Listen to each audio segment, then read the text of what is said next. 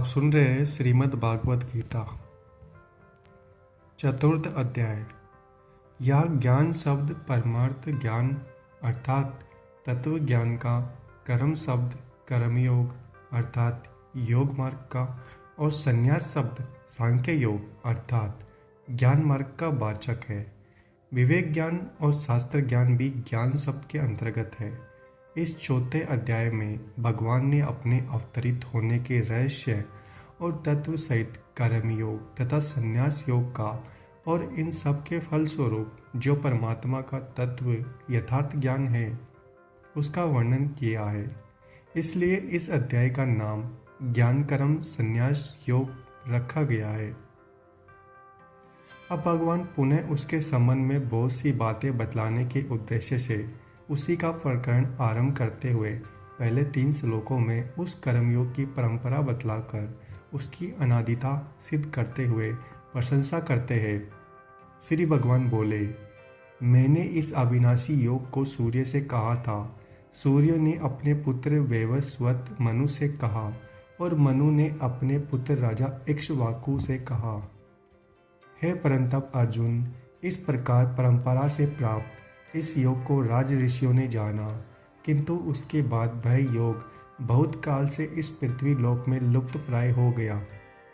तू मेरा भक्त और प्रिय सखा है, इसलिए वही यह पुरातन योग आज मैंने तुझको कहा है, क्योंकि यह बड़ा ही उत्तम रहस्य है अर्थात गुप्त रखने योग्य विषय है।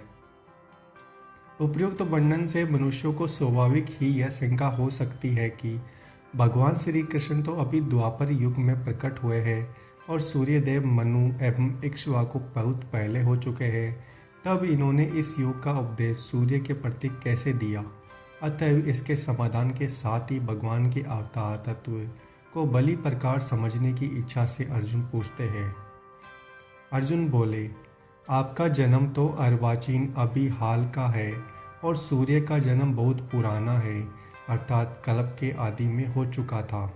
तब मैं इस बात को कैसे समझूं कि आप ही ने कल्प के आदि में सूर्य से यह योग कहा था।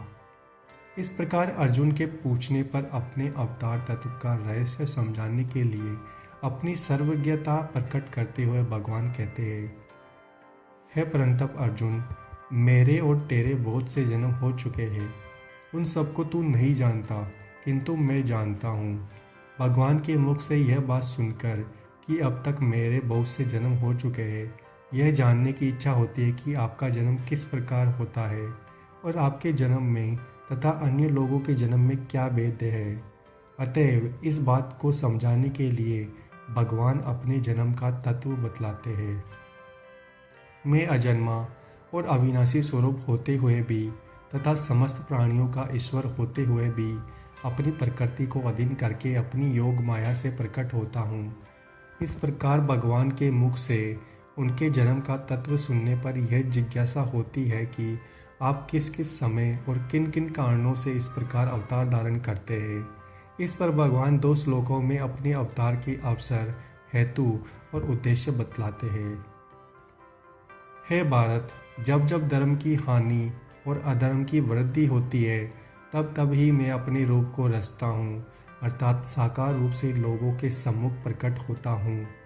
साधु पुरुषों का उद्धार करने के लिए, पाप कर्म करने वालों का विनाश करने के लिए और धर्म की अच्छी तरह से स्थापना करने के लिए मैं युग युग में प्रकट करता हूँ। इस प्रकार भगवान अपने दिव्य जन्मों के अवसर, हेतु और उद्देश्य का वर्णन करके अब उन जन्मों की और उनमें किए जाने वाले कर्मों की दिव्यता को तत्व से जानने का फल बतलाते हैं। हे अर्जुन, मेरे जन्म और कर्म दिव्य अर्थात निर्मल और अलौकिक है। इस प्रकार जो मनुष्य तत्व से जान लेता है वह शरीर को त्याग कर फिर जन्म को प्राप्त नहीं होता, किंतु मुझे ही प्राप्त होता है। इस प्रकार भगवान के जन्म और कर्मों को तत्व से दिव्य समझ लेने का जो फल बतलाया गया है वह अनादि परंपरा से चला आ रहा है। इस बात को स्पष्ट करने के लिए भगवान कहते हैं, पहले भी जिनके राग, भय और क्रोध सर्वथा नष्ट हो गए थे और जो मुझ में अनन्य प्रेम पूर्वक स्थित रहते थे, ऐसे मेरे आश्रित रहने वाले बहुत से भक्त उपयुक्त ज्ञान रूप तप से पवित्र होकर मेरे स्वरूप को प्राप्त हो चुके हैं। उम्मीद है आपको हमारा ये प्रयास पसंद आ रहा होगा। हमारे चैनल को सब्सक्राइब कीजिए और वीडियो को लाइक करें। आप सुन रहे हैं श्रीमद् भागवत गीता।